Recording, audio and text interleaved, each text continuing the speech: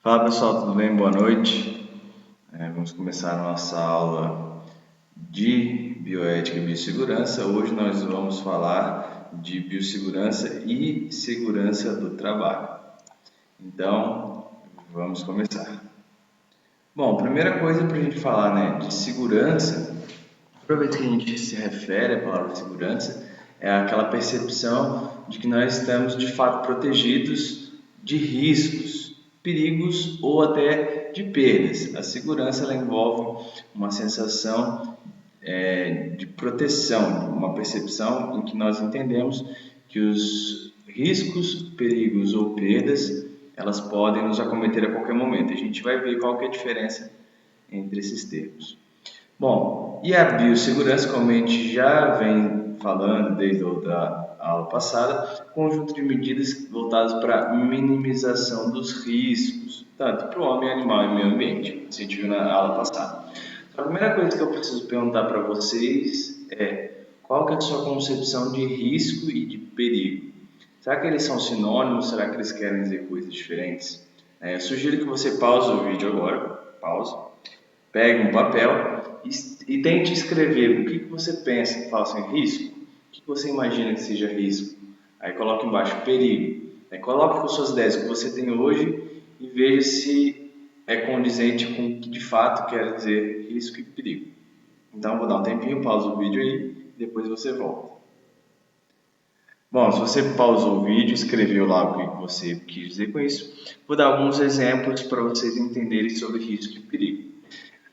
Vou começar, por exemplo, aqui quando você vai à praia, por exemplo. Você está lá na praia e você está na areia, com plena segurança, e você consegue avistar tubarões. Quando você avista tubarões, o que você consegue entender? Você fala assim, olha, não vou entrar na água. Não vou entrar na água porque eu sei que os tubarões são perigosos. Mas se eu ficar aqui na areia, se eu fico aqui olhando a distância, eu não tenho risco de levar uma mordida, por exemplo. Então, qual que é o primeiro entendimento que nós temos? Quando a gente fala em perigo, o perigo é inerente a qualquer objeto, qualquer coisa que nos referimos. Pode ser até mesmo um copo d'água que, embora ele não seja perigoso, pode oferecer um risco. Eu vou falar isso para vocês nos próximos exemplos. Então, quando você está lá parado na areia, você sabe que o perigo ele existe. O tubarão ele é perigoso, ele tem potencial para te trazer danos físicos. E quando você fica parado na areia, o seu risco é muito baixo. O tubarão não vai conseguir te morder, por exemplo. Só que se você nada, você resolve entrar na água, o que acontece? Você passa a assumir um risco de acontecer o contato com o tubarão, que é perigoso. Então repare o seguinte, o tubarão lá dentro da água, ele é perigoso, mas se você não está próximo a ele dentro da água, você está observando ele de longe, o risco, qual que é o risco? O risco dele te atacar, o risco de acontecer um evento que nós chamamos de sinistro, que é algo não desejável, ele não vai acontecer. E à medida que você entra na água, o risco aumenta, mas o tubarão ele é perigoso, é inerente a ele. Então nós temos aqui, nesse lado aqui nessa outra tabela, um exemplo de riscos e perigos. Então, por exemplo, se você está num lugar alto, a altura ela é perigosa, mas se você tem equipamento de proteção, se você, por exemplo, está numa sacada, numa varanda, ele é coberto com uma tela, por isso que as pessoas colocam tela, ou para os seus animais não caírem, ou para uma criança não poder cair, porque o risco é a queda. Então, se você está num lugar alto, é perigoso, mas se tiver todas as medidas de proteção, você tem segurança, você não tem o risco da queda, mas o perigo da altura ele permanece. Então veja que o perigo ele é inerente à situação e o risco vai variar de acordo com as medidas que são tomadas. Por exemplo, superfície quente, uma superfície quente, uma panela quente, ela traz para você o perigo por ela estar quente. Só que se você não chega perto dela, você não tem contato, não tem acesso à panela ao fogo, por exemplo, você não tem o risco de queimadura. E outro exemplo é o tanque de combustível. O tanque de combustível ele é extremamente perigoso, mas a gente não vê carros explodindo por aí, caminhões, por exemplo, porque as medidas tomadas minimizam o risco de explosão. Então, a primeira coisa que vocês precisam entender é a diferença de risco e perigo. perigo é inerente ao objeto, uma situação, uma condição, e o risco, né, vai daquela situação, se você está ou não com medidas que vão evitar que tenham um acontecimento de uma situação não desejada. A partir disso, a gente entra na segurança do trabalho. A gente está falando hoje da segurança do trabalho com um conjunto de medidas para minimizar os acidentes de trabalho, né, a fim de proteger a integridade do trabalhador. Então, nós temos aqui, entre essas doenças ocupacionais, uma lista, né, de medidas de segurança do trabalho, higiene e medicina do trabalho, prevenção e controle de risco de máquinas, equipamentos e instalações adequados, doenças do trabalho, legislação e proteção do meio ambiente, ergonomia e iluminação, proteção contra incêndios e explosões e gerência de riscos. Então, por exemplo, essa foto aqui é emblemática mostrando para vocês, né? Nessa imagem, vocês conseguem identificar quais são os perigos e os riscos, né? Vocês conseguem identificar? Coloquem aí nos comentários, vou dar uma de youtuber agora, né? Coloquem aí nos comentários o que vocês enxergam nessa imagem de risco e perigo. Quais são os perigos que essa imagem ela apresenta e quais são os riscos. Escreve lá nos comentários, depois eu vou olhar e vou responder um a um individual de vocês lá. Bom, em laboratório não vai ser o foco da aula de hoje, a gente vai falar na semana que vem. O laboratório é um ambiente particular, a gente vai falar bastante dele, até porque, com formação de biólogos, muitos de vocês provavelmente trabalham ou vão trabalhar, ter acesso ao laboratório, vocês precisam ter essa informação. Os riscos inerentes são relacionados a acidentes, por exemplo, incêndios ou ferimentos que podem ser ocasionados por cortes ou substâncias cáusticas, os reagentes em geral, riscos de intoxicação das várias formas, por contato da pele, por inalação e riscos de contaminação. A gente vai deixar isso para a aula da semana que vem. Então, a partir desse conhecimento inicial, dessas informações, a gente consegue estabelecer um mapeamento de risco. E eu já falei para vocês, né, a gente já tem uma noção do que é risco. Qualquer componente de natureza química, física ou biológica possa comprometer a saúde do homem. Então, há toda uma situação que vai ocasionar a ocorrência de um sinistro. O sinistro é uma condição adversa não desejada que causa danos à saúde do homem. Tá? Então, para que não aconteçam qualquer acidente no trabalho, precisa se desenvolver ações de biossegurança. Então, para a gente poder minimizar o risco de que aconteça algo ruim, a gente precisa avaliar quais são os potenciais riscos. E o estudo dessa análise de risco envolve a identificação dos perigos e do risco, que a gente já definiu no começo da aula, o que é cada um deles. Então, o perigo é uma situação com condição potencial que é inerente a algo, pode gerar um efeito negativo. E o risco é qual que é a situação, o contexto em que esse perigo está inserido. Estou exposto ou não a esse perigo. E a avaliação depois dos riscos envolve a identificação de cada um dos perigos, análise das consequências e estimativas, a avaliação dos riscos e mapeamento dos riscos. A gente vai ter uma aula prática para vocês fazerem a avaliação de risco. Então, olha essa imagem, né? Vocês conseguem avaliar qual que é o risco desse gatinho no meio desse monte de cachorro aqui? A gente pode entender, a gente identifica que o perigo, né, no caso do gato, é o cachorro. O cachorro, ele é perigoso. Né? E o risco imagina se aqui tivesse uma grade separando os cachorros dos gatos, a gente poderia minimizar o risco. Só que a gente vê que o risco, a gente identifica que ele é iminente a qualquer momento. Esse gato pode sofrer um ataque ou perseguição desses animais. Muito bem. Dentro da área de trabalho, nós chamamos, né, os riscos que podem acontecer de ocupacionais, que é a probabilidade de algum trabalhador sofrer um dano resultante da sua atividade. E o Brasil, né, já não bastassem todos os problemas, nós somos entre os líderes de acidentes de trabalho. Então, é obrigatório, de acordo com a portaria de 1992, portaria número 5, que todas as empresas tenham um mapeamento de risco e uma CIPA. CIPA é a Comissão Interna de Prevenção de Acidentes. Essa comissão também é obrigatória para as empresas. E os mapas de risco que vão demonstrar quais são os riscos, a realidade do ambiente e as medidas de controle.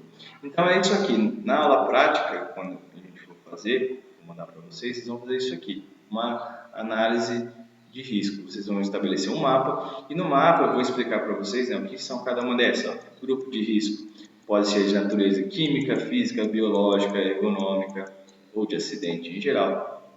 Existe uma cor para cada uma delas e o tamanho do risco de acordo com o tamanho da circunferência aqui que eu mostro para vocês. Então, se o risco é pequeno, por exemplo, se for um risco químico pequeno, né, vai ter que ser um círculo desse pequenininho, pintado de vermelho. Se for um risco físico médio, aqui pintado de verde, um risco ergonômico amarelo ou verde.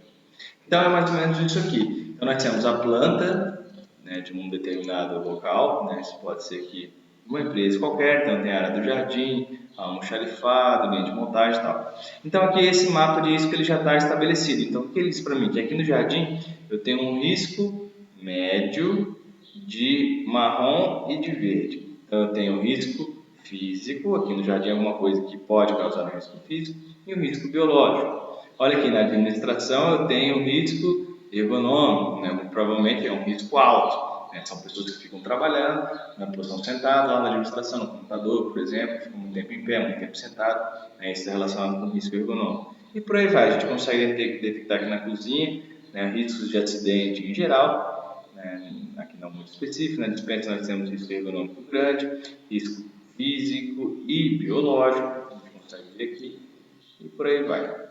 Então, esse mapeamento de risco estão associados com o trabalho de laboratório com maior frequência na exposição a situações potencialmente perigosas. Então, eles são associados ao trabalho de laboratório com maior frequência.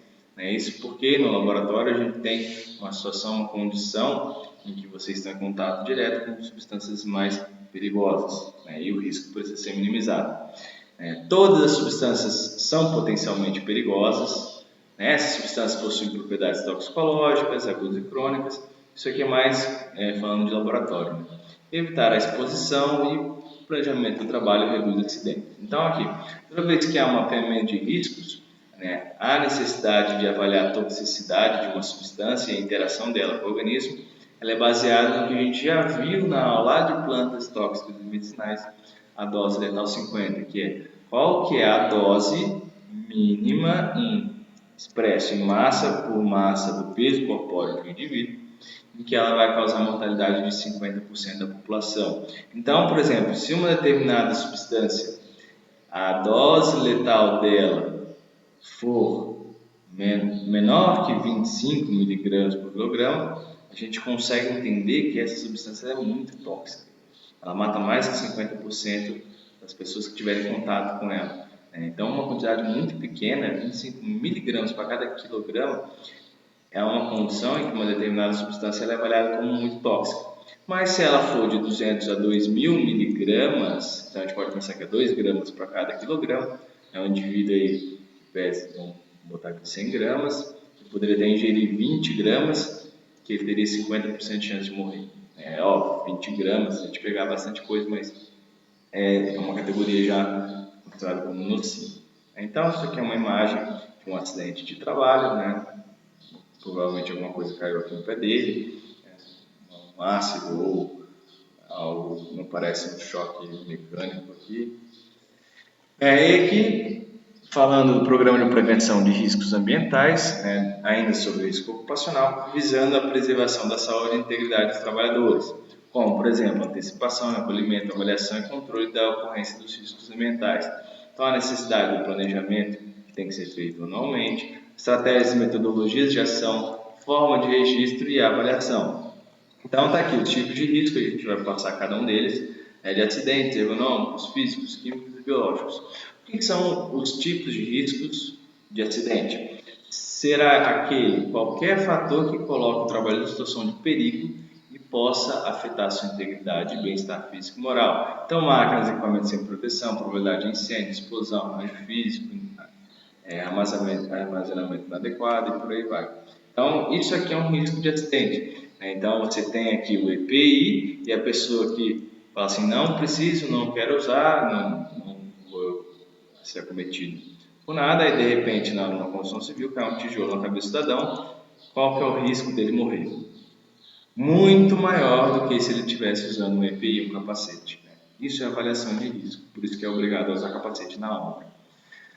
Riscos ergonômicos, qualquer fator que possa interferir nas características psicofisiológicas no trabalhador. Aquela pessoa que fica muito tempo parada numa mesma posição, que é desconfortante, que causa problema de coluna, ou que transporta muito peso manualmente, que tem um trabalho excessivo, né, jornada de trabalho excessivo, ou que seja monótono, que pode atrapalhar problemas cognitivos, psicológicos da pessoa, muita responsabilidade, pressão, tudo isso é levado em consideração nos riscos ergonômicos. Então está aqui, pessoas, trabalhadores que levantam muito peso, que trabalham em obras, enfim, eles entram dentro dessa categoria de risco ergonômico. Risco físico são as diversas formas de energia que possam estar expostas aos trabalhadores. Então, se você trabalha em ambiente muito barulhento, com vibrações, com calor, frio excessivo, você trabalha com exposto a radiações, a materiais que cortam, pontiagudos, que incomodam, que machucam. Tudo isso faz parte dos riscos físicos. Então, está aqui as condições de trabalho relacionadas aos riscos físicos em geral. Nós temos os riscos químicos, são qualquer substâncias ou compostos que podem, através de vias de contato com os nossos órgãos, pode ser na forma de respiração, forma de poeiras, névoas, gases, vapores, contato com óleos, através da pele ou mesmo por ingestão. Então, riscos químicos, né, relacionados a alguma substância que vai causar um dano ao organismo. E os riscos biológicos, obviamente inerentes àqueles que estão relacionados à patogenia, no caso aqui, bactérias, fungos, parasitas, vírus, entre outros. A gente tem uma classificação que vai de 1 a 4 a ordem de risco, que está relacionado com 4 fatores basicamente. A patogenicidade, né, a capacidade dele causar uma patogenia, uma doença, desencadear uma doença. A virulência e o modo de transmissão, quanto que ele é capaz de se reproduzir dentro do hospedeiro e passar isso para o próximo hospedeiro. A disponibilidade de medidas profiláticas eficazes, né? Embora isso aqui possa acontecer se há medicamentos, vacinas, coisas relacionadas do tipo. E a disponibilidade de tratamento eficaz à doença em questão. Então a gente classifica aí, a gente não, né? Da fonte que é Fiocruz, tem um sistema de classificação que envolve 4 níveis de risco. O risco 1 é aquele mais baixo, que o risco individual e comunitário ele é muito baixo. Então são organismos que geralmente já são encontrados normalmente na flora intestinal nossa aqui, por exemplo, a Escherichia coli, mas podem de maneira branda levar riscos biológicos para quem trabalha ou manipula com esses indivíduos. Risco individual moderado e comunitário limitado, ou seja, há um risco já moderado para quem participa daquele ambiente de trabalho e limitado no ponto de vista comunitário para outras pessoas que não necessariamente estão trabalhando ali. A gente bota aqui o Disclostridium tetani, tem o fungos das álgicas. Nós temos de risco 3, risco individual elevado e comunitário baixo, ou seja, é muito perigoso para a pessoa que trabalha e não tanto, né, de forma de disseminação. Então, tem o vírus hepatite B, C, o HIV. E risco 4 é um elevado risco individual e comunitário. Por exemplo, o vírus Ebola. Eu coloquei aqui, né, o vírus SARS-CoV-2, né, síndrome aguda respiratória, né, do coronavírus SIS-2, é o nome esse aqui é o nome do vírus, né, o Covid-19 é o nome da doença. São as classificações de risco biológico. Essa figura aqui é bem antiga, mas ela é emblemática, né? Mostra que, muito provavelmente, é um chefe de Estado e os trabalhadores tossindo e tal, e ele falando, você não vai trabalhar porque ficou doente, essa desculpa é velha, né? E essa imagem é velha, né? E não deixa de ser atual. Então, nós temos aqui, dentre a classificação dos riscos do grupo 1, verde, do grupo 2, riscos químicos, físicos, biológicos, nós temos aqui uma série de classificações. Isso aqui, na hora que vocês forem montar o risco de vocês, eu vou estar especificado na tabela, né? Então, riscos físicos, ruídos, vibrações, radiações, ionizantes, frio, calor, pressões anormais, poeiras, fungos, névoas, de riscos químicos, né? Riscos biológicos. Tudo isso, na hora que vocês forem montar a atividade de vocês, vai estar discriminado, né? O grupo amarelo, riscos ergonômicos, esforço físico intenso, transporte manual, postura inadequada. Aqui, riscos de acidente, arranjo físico inadequado, máquinas, equipamentos, ferramentas inadequadas ou defeituosas, iluminação, eletricidade e por aí vai. Tá? Animais peçonhentos incluem aqui também, tá? Não risco biológico. Então, quando a gente pensa um acidente de trabalho, quais são as causas dele? Nós temos causas súbitas. O que são causas súbitas? Ora, por exemplo, tem um trabalhador, ele tem toda a segurança fornecida para ele, mas ele está andando, vamos supor que ele tropeça nele, na própria perna dele, cai no chão e tem um acidente. Nós chamamos esse tipo de acidente súbito. Não é previsto, né, que isso poderia acontecer, mas pode acontecer. Coisas que não oferecem riscos ou não são analisadas. Uma pessoa pode tropeçar no trabalho, em casa, em qualquer lugar. É só o exemplo de tropeçar, mas ela pode engasgar bebendo água, enfim. Parece que é tanta coisa absurda, mas pode ser que aconteça. E esse tipo de acontecimento nós chamamos de acontecimentos súbitos. Tem com liberações de energia, né, isso aqui mais relacionado a acidentes mesmo, ou complexos, né, que envolvem uma série de fatores. E esses fatores podem ser de interações uns com os outros ou que estão lá presentes antes mesmo do acidente de trabalho. Então, quando a gente fala de acidentes de trabalho, a gente sabe que eles são previsíveis quando consegue se identificar, mesmo que nós não sabemos quando que eles poderão ocorrer ou quantos trabalhadores serão atingidos. Então, eles sempre são previsíveis. A gente às vezes não sabe quando vai acontecer, mas a gente sabe que pode acontecer, ainda mesmo que haja a minimização dos acidentes. Eles são preveníveis, embora apresentem resultados às vezes inesperados e indesejados. Isso, né, indica um mau funcionamento da empresa. É uma empresa que tem acidente de trabalho inesperado ou indesejado, ela indica um mau funcionamento. Algo precisa mudar nessa empresa. Então, quais são as causas de acidente de trabalho? Nós temos, em relação ao homem, fatores pessoais, aquilo de forma como eles se comportam numa empresa, suas atitudes que eles tomam, se eles adotam ou não medidas de segurança que são propostas, né, pela empresa, e o ambiente em que ele trabalha, né, em relação aos fatores materiais. Tudo isso pode levar a acidente de maneira indireta. Então, problemas comportamentais, fatores pessoais do homem e fatores materiais relacionados ao ambiente de trabalho são causas indiretas. Embora nós tenhamos aqui que se as condições de trabalho são inseguras, falta EPI, falta análise de risco biológico, ou de risco ergonométrico, riscos físicos e por aí vai, ou atos inseguros relacionados ao próprio